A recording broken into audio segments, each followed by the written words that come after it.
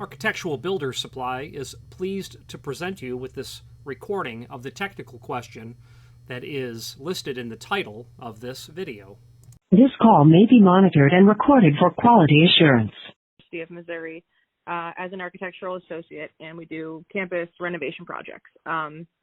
We're working on a renovation project at the moment for a lab, and we have actually spec'd a certain automatic door bottom, but when we got the submittal, they're recommending a different one. So I was on your site, and I watched, I believe they're your videos, talking about some blowhard blabbing on about automatic door bottoms. Yeah. Yep. I know the guy.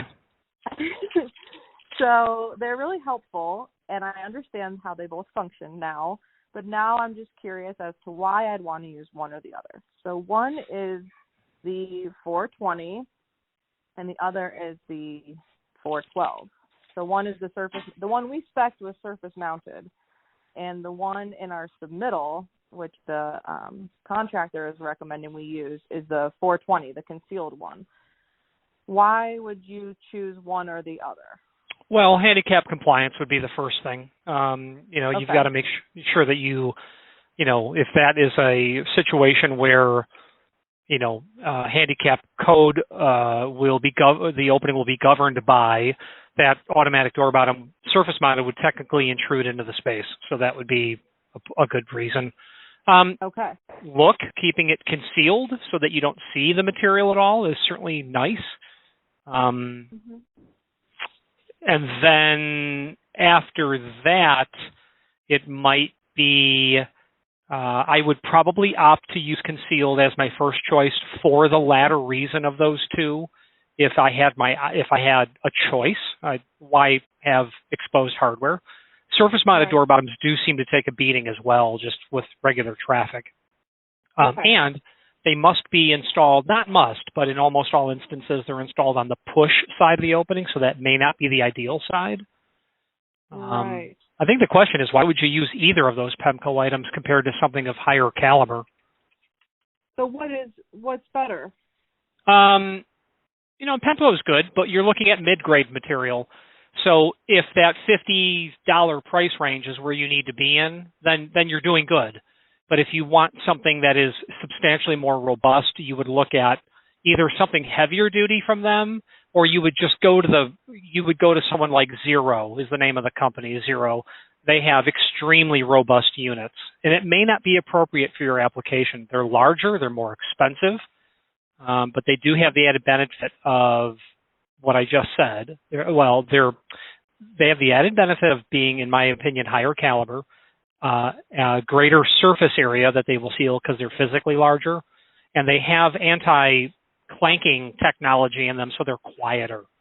Would be a reason. Pemko doesn't feature any of that, and really the reason to consider an automatic door bottom not Pemko is because of that muffling design feature. Every time that you open the door, you'll hear the automatic door bottom clank up. For 20 years, I never thought about it until a client said, "This is defective." I said, "No, it works perfectly. Let me show you." "No, it's defective. It makes a sound." I says, "Sure, it makes a sound." And I'm thinking in my head, the wind makes a sound. But then I became aware of the fact that, you know what? That does make a sound when you open the door. That thing snaps back up. And now I'm sensitive to it. Okay, so you would recommend, and I'm looking at it now, it's like maybe... 360. Go ahead. 0364 AA would be a good model, and then there are variations on that. 0364. Now, having said that, we sell a ton of Pemko. We also sell a ton of Zero. But if cost, what's the application? Well, I don't think cost is, on this project, money is not really an issue. The application is a hot cell lab. I'm not sure if you're familiar, but we have a nuclear reactor on campus. It's a research reactor, and we're designing a lab for them to process the nuclear material to eventually make medicine out of. So the lab is very sensitive. I forget what ISO level it is, maybe 7. So it's a clean room, so hence the need for these thresholds. And I was not aware that the one we chose would not be considered heavy duty, and I would think that they would, if there is an option for something of a higher caliber, I would think that it would be worth the money for them. Yeah. I just didn't even know they existed. So yeah. I would, in this application, I would go with 0. They also have a feature that can be ordered where they make it easy to remove the automatic door bottom should you need to get in there and clean it like you would at a hospital. I don't think that'll be required for you, but I'm not a scientist, so I don't know. Yeah. I mean, all the spaces will get cleaned regularly, but I think it's twice a week. But you're not performing surgery in the room, so you may not need to disassemble hardware. So that may not be necessary, but it can be accommodated. Okay. So this model I'm looking at the section detail, the 0360 AA heavy duty full mortise automatic door bottom.